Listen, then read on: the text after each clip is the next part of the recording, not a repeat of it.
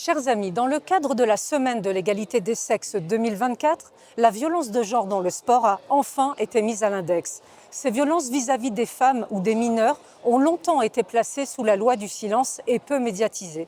À chaque fois, on pointait évidemment les manquements des clubs, des fédérations, des collectivités locales et des autorités publiques et judiciaires. On oublie cependant l'éléphant au milieu de la pièce, à savoir l'absence totale de contrôle sur les délinquants sexuels, souvent récidivistes, qui restent libres de fréquenter les clubs sportifs au contact de femmes et d'enfants ou d'adolescents.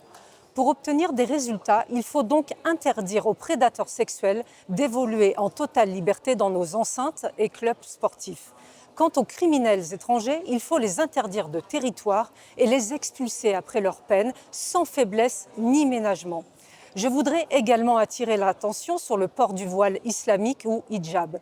Que certains pays imposent ce symbole de soumission de la femme à leurs athlètes est déjà révoltant, surtout dans les compétitions internationales. Mais en Europe même, certaines femmes portent le voile islamique sous la contrainte de leurs entraîneurs, des membres de leur club ou de leur famille.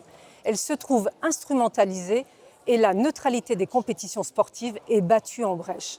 Des sanctions doivent donc être prises quand ce symbole religieux sert à inférioriser les femmes, quitte à interdire ce symbole au moins dans les compétitions, voire dans les clubs, quitte aussi à supprimer les financements publics aux structures qui imposent ou laissent imposer ce voile islamique.